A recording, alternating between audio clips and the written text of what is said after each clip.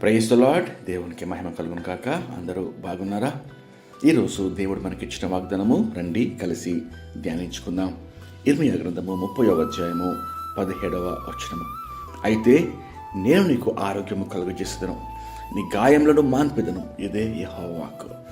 ప్రియమైన దేవుని బిడ్డలారా, ఎంతో శ్రేష్టమైన వాగ్దానము పరలోకపు తండ్రి ఈరోజు నీ కొరకు అనుగ్రహిస్తున్నాడు. నిజమే, ఎన్నో రోగములతో, ఎన్నో బాధలతో, ఎన్నో వైరస్లతో, ఫ్లూలతో, విష జ్వరాలతో నేటి సమాజం బాధపడుతున్నారు. మనలో, మన కుటుంబాల్లో, మన బంధువర్గంలో, సంఘాల్లో ఎన్నో అనారోగ్య సమస్యలు ప్రతిరోజు మనము వింటున్నాము, ప్రతిరోజు అనుభవిస్తున్నాము. ప్రియమైన దేవుని బిడ్డ, ఈరోజు దేవుడు నీకు ఇచ్చే శ్రేష్టమైన వాగ్దానం దయచేసి గమనించు. నేను నీకు ఆరోగ్యము కలుగజేసేదను. నిజమే, యెహోవాయే ఆరోగ్యం ఇచ్చే దేవుడు.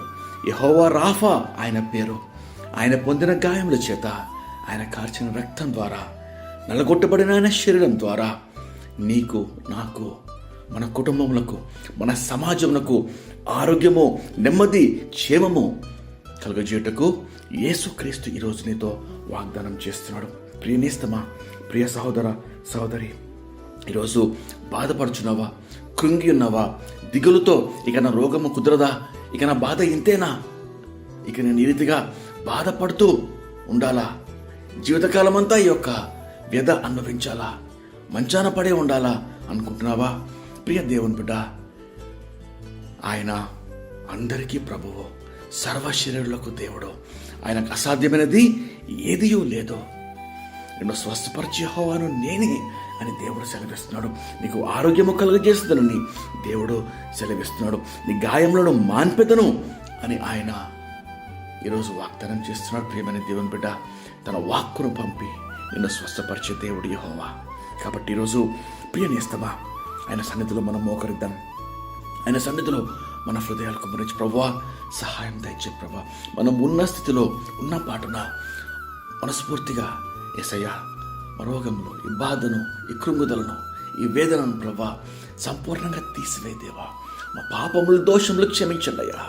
మా రోగములు మాన్పండి ప్రభా. అనారోగ్య సమస్యలు తీసివేయండి అయ్యా అని దేవుణ్ణి వేడుకునే సమయం ఇది. రండి కలిసి ప్రార్థన చేసుకొని ఈ వాగ్దానాన్ని పొందుకుందాం. ప్రార్థన.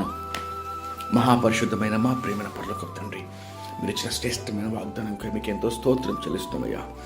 ఈరోజు ప్రార్థనలోకి వచ్చిన ప్రతి ఒక్కరినయ్యా అనారోగ్య సమస్యలతో ఉన్నారేమో, కృంగుదలలో, బాధలలో, మానసిక, శారీరక, ఆత్మీయ వేదనలతో, ప్రభు దీర్ఘకాల రోగాలతో మంచాన పడి ఉన్నారేమో తండ్రి. ప్రభువా నీ కృప దయచేయండి. నీ బిడ్డలను ప్రభు లేవనెత్తండి. దేవా జ్ఞాపకం చేసుకోండి. నిన్ను స్వస్థపరిచేదనని సెలవిస్తున్నారయ్యా. మా నిమిత్తం ప్రభా శిలువలో రక్తం కార్చి ఆఖరి పుట్టు వరకు ప్రభా రక్తం చిందించి మరణించారు కదయ్యా.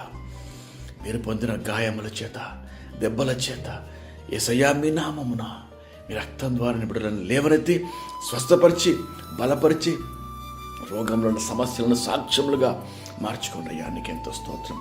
సమస్త మహిమ, ఘనత, ప్రభావం మీ నామానికి సమర్పిస్తూ యేసుక్రీస్తు నామంలో అతి వినయంగా వేడుకొంచు ప్రార్థిస్తున్నాం పరమ తండ్రి.